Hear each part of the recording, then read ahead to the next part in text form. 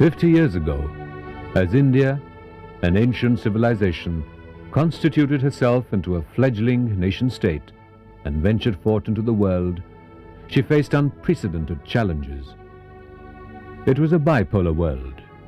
The nations of the world were ranged in battle lines dictated by the Cold War. A nuclear holocaust seemed imminent. Empires caved in, frequently amidst conflict and bloodshed. India was to play a significant role in creating the non-aligned movement. India was not to be deterred. She decided to make her voice heard, to fashion a unique place for herself as for scores of other newly emerging countries. India's diplomacy enabled her to assume a widely recognized, if undeclared, role of leadership in what came to be known as the Third World.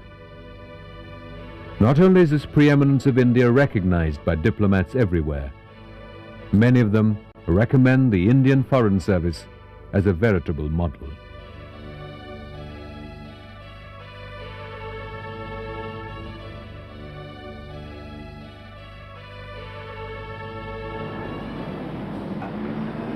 The Indian High Commission in London is, understandably, given the historical association with Britain, one of India's largest overseas missions. In many ways, the High Commission is representative of the structure and functioning of most diplomatic missions. At the same time, the breadth and range of activity it embraces typifies the new challenges Indian diplomacy has to face in the post-Cold War world. Today, diplomacy itself has undergone a sea change over the centuries and over the years, especially after the Second World War. Today, it is diplomacy from government to government, diplomacy from a department of the government to another department of the government, diplomacy from people to people. Until the late 1980s, economic diplomacy seemed secondary to India's preeminent security and political preoccupations. An archaic economic dispensation at home, which emphasized self-sufficiency rather than integration with the global economy, meant that Indian diplomats could limit their economic diplomacy to obtaining aid or loans from bilateral and multilateral agencies. The Indian Foreign Service reaches out to foreign investors. It sensitizes them to India's potential as a marketplace, as a storehouse of skilled workforce. Equally, Indian diplomats are now required to scout for new markets for Indian products.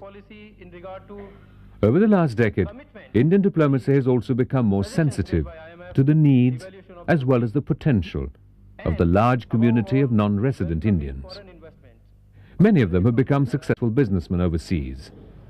All of them, without exception, wish to have a stake in the growth and prosperity of the country of their origin.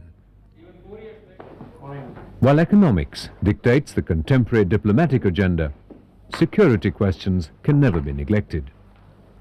The diplomat must keep his ear to the ground, as it were, pick up any indications, however slight, of attempts by India's adversaries to embarrass her. The counter-strategy works at several levels, through political lobbies, through the media, through direct contact with the people affected.